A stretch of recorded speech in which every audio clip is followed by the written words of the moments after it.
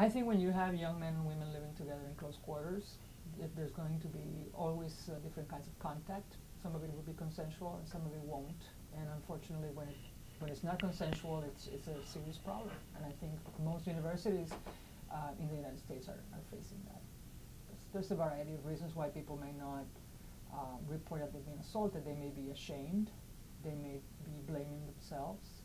They may be worried about the repercussions, that they are not believed, that they are blamed for what happened. And so I think a lot of young men and women who are victims of sexual assault simply don't tell anybody about it and try to deal with it themselves, which is not what we want to happen. We want to be able to counsel them, we want to be able to help them, and if there are perpetrators, we want to be able to deal with them. But if people don't speak out about what happened, it's impossible for us to do that.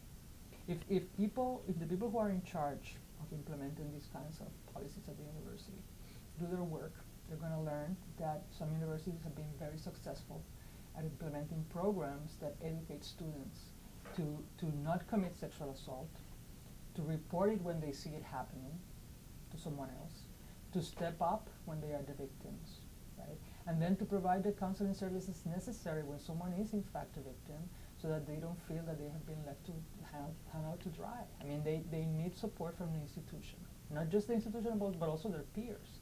And I think educating everybody in the community to provide that is the responsibility of the university.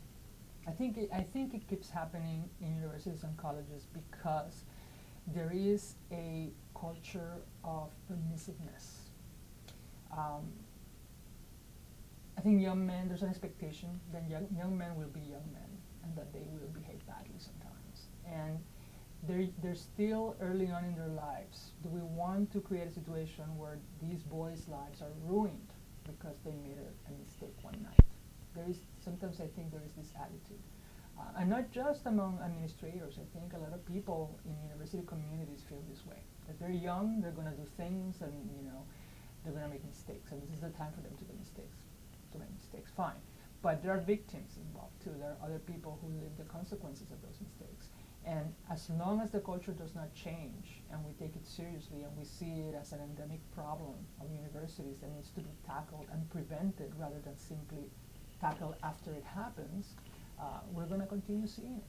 I think it has to be education that happens all the time while students are living at the university or members of a university community.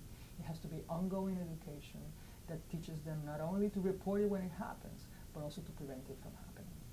I think a lot of the programs right now are focused on how do we punish the perpetrators rather than how do we prevent the perpetrator from committing the crime in the first place. And that's what we should